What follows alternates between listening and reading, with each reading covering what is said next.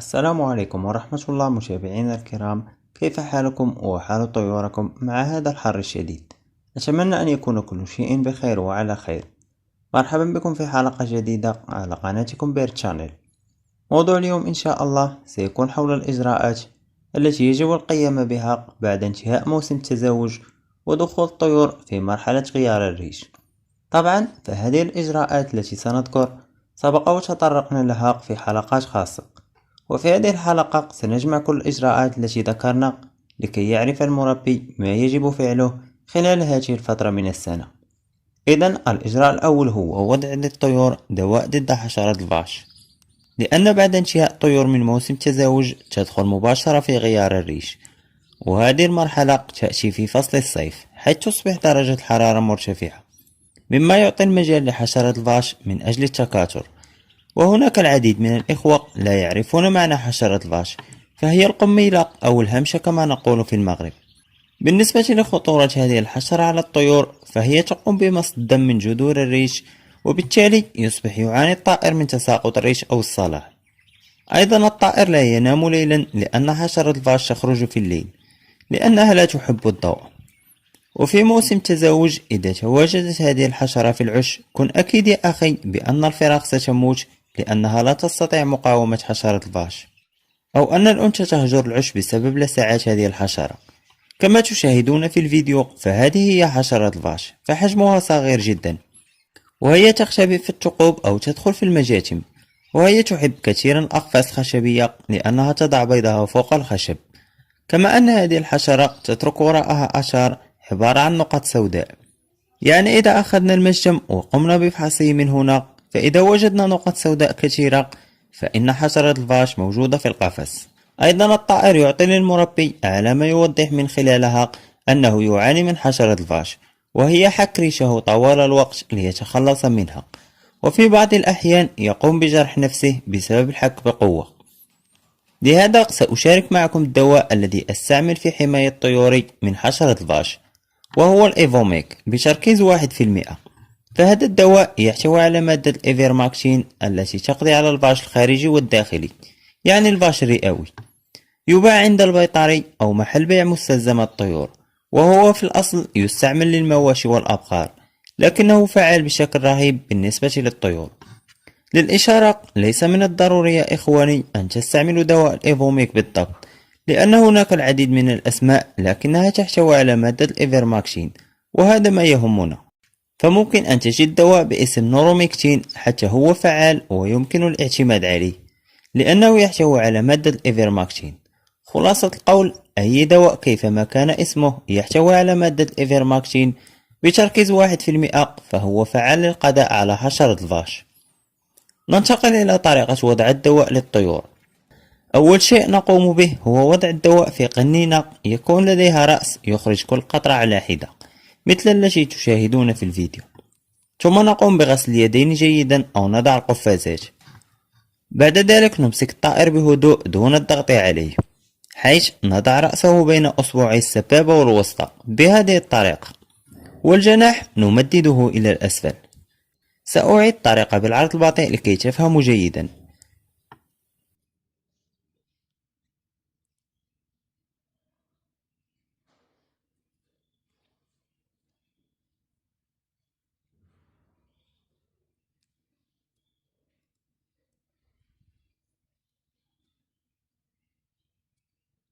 بعد ذلك تأتي مرحلة وضع الدواء للطائر، حيث نضع قطرة واحدة في رقبة الطائر أو بين الكتفين فوق الجلد مباشرة. ننتظر حتى يمتص جلد الطائر الدواء، ثم نقوم بدلك المنطقة قليلا لكي نتأكد من أن الجلد امتص الدواء. سأعيد الطريقة أمامكم عدة مرات لكي يكون كل شيء واضح ومفهوم. بخصوص عدد مرات وضع الدواء، والمتعارف عليه بين أوساط المربون هو مرة كل 6 أشهر، أي مرتين في السنة. لكن أنا شخصيا أضع الدواء مرة كل 4 أشهر، يعني 3 مرات في السنة. مرة عند انتهاء الطيور من موسم التزاوج ودخولها في مرحلة غيار الريش، ومرة في منتصف مرحلة الراحة، وأخيرا عند تجهيز الطيور لموسم التزاوج. ملاحظة مهمة، فبعد وضع الدواء لا يجب تقديم حوض الاستحمام للطيور إلا بعد مرور 3 أيام أو أكثر. ولا يجب أن نغفل عن النظافة لأن حشرات الفاش تتكاثر بفعل الجراثيم. وهذا الإجراء هو جمع الطيور في أقفاص كبيرة الحجم التي تسمى بالمسرح أو أقفاص من نوع سيباراسيون. سأشرح بالتفصيل لكي يكون كل شيء مفهوم. مثلا قفص كبير الحجم الذي يسمى بالمسرح كما تشاهدون في الصورة، نضع فيه عدد طيور يصل ما بين 25 و 30 طائر، فهذا هو العدد المثالي لكي تبقى الطيور بصحة جيدة ولا تدخل في شجار مع بعضها البعض. أما القفص كبير من نوع سيباراسيون كالذي تشاهدون في الصورة، نضع فيه عدد طيور ما بين 10 و 12 طائر.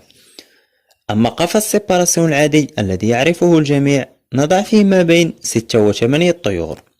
والغرض من جمع الطيور في هذه الأقفاص هو تسهيل على المربي عملية النظافة وتقديم الطعام والماء وكذا التشميس وتقديم حوض الاستحمام، لأنه من الصعب تقديم حوض الاستحمام لكل طائر على حدة. وكلنا نعلم أنه قبل تقديم إناء الاستحمام يجب نزع المأكليات والمشربيات من الأقفاص، لكن إذا قمنا بجمع الطيور في قفص واحد فإننا نسهل علينا تربيتهم في هذه المرحلة. أيضا هناك بعض المربون عندما تصل مرحلة غيار الريش يقومون بوضع طيورهم في سلاكات كبيرة، وبعد الانتهاء من تبديل الريش تدخل الطيور في مرحلة راحة، وكذلك الطيور تمر بهذه المرحلة وهي في أقفاص كبيرة. ولكن عندما تبدأ الذكور في التغريد ويقترب موسم التزاوج يجب عزل الذكور بوضع كل ذكر في قفص لوحده، أما الإناث فلا مشكل في تركها مع بعضها البعض. الإجراء الثالث وهو نقص عدد ساعات الإضاءة على الطيور، يعني سنترك الطيور تعيش على ضوء الشمس، هذا في حالة إذا كانت ضوء الشمس يدخل لطيورك. أما إذا كانت الغرفة أو المكان الذي تضع فيه الطيور مظلم فيجب عليك الاعتماد على الإضاءة الاصطناعية.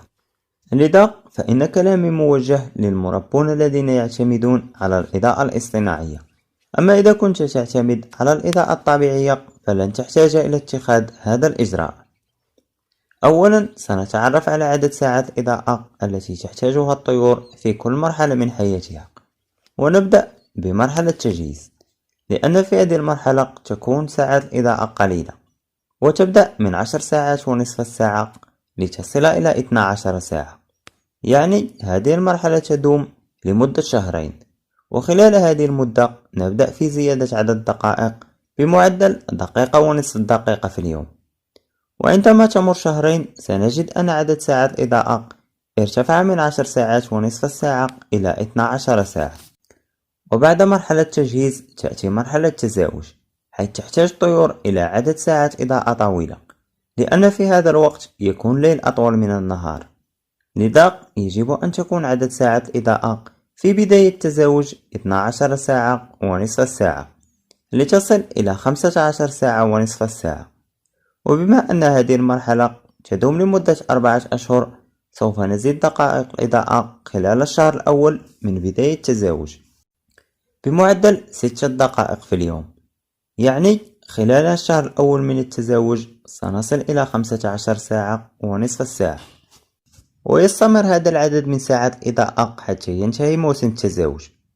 بعد ذلك ستدخل الطيور في مرحلة غيار الريش، وخلال هذه المرحلة سيبدأ النهار في التساوي مع الليل، لهذا سنقوم بنقص عدد ساعات الإضاءة تدريجيا. ومرحلة غيار الريش تدوم لمدة شهرين، لهذا سنقوم بنقص عدد ساعات الإضاءة من 15 ساعة ونصف إلى 13 ساعة بمعدل ناقص دقيقتين ونصف في اليوم. بعدها تأتي مرحلة الراحة، وخلال هذه المرحلة الطيور يجب أن ترتاح جيدا، لأن موسم التزاوج ومرحلة غيار الريش أرهق الطيور الكبيرة. أما الفراخ الصغيرة فلن تتأثر بشكل كبير لأنها مرت من مرحلة غيار الريش فقط، لكن لابد من الاعتناء بالطيور جيدا خلال هذين المرحلتين لكي لا نقع في المشاكل خلال مرحلة التجهيز والتزاوج، لأن هناك بعض المربون يبدأون في الاعتناء بطيورهم حتى يقترب موسم التزاوج، لكن هذه الفكرة خاطئة، لأن الطائر يجب الاعتناء به في جميع المراحل التي يمر منها لكي يبقى بصحة جيدة ويجهز في الوقت المناسب ويدخل في غيار الريش كذلك في الوقت المناسب. إذا مرحلة الراحة تدوم لمدة 4 أشهر، وخلال هذه المدة يجب أن تنقص عدد ساعات الإضاءة من 13 ساعة إلى 10 ساعات ونصف الساعة. كما قلنا سابقا فمرحلة الراحة مدتها 4 أشهر، لهذا ننقص ساعة ونصف خلال شهرين، وبعد ذلك يستقر عدد ساعات الإضاءة في 10 ساعات لكي ترتاح الطيور جيدا لأنها مقبلة على موسم التزاوج من جديد. وما دفعني إلى وضع هذه الحلقة هو أن موسم التزاوج سينتهي وستدخل الطيور في مرحلة غيار الريش، وهناك بعض المربون لا يعرفون كيف ينظمون عدد ساعات الإضاءة خلال هذه الفترة، فيستمرون في رفع ساعات الإضاءة، وبالتالي الطيور تبقى جاهزة وتدخل في مرحلة غيار الريش متأخرة ولا تستفيد من فترة راحة كافية، مما يجعلها تجهز متأخرة في موسم التزاوج.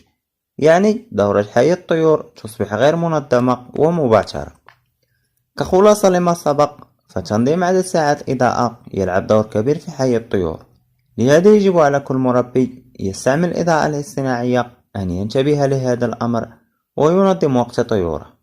متابعينا الكرام، هذا ما كان في حلقة اليوم، أتمنى أنني أفدتكم ولو بالقليل. لا تنسوا دعمنا بالضغط على زر الإعجاب والاشتراك في القناة ليصلكم كل جديد.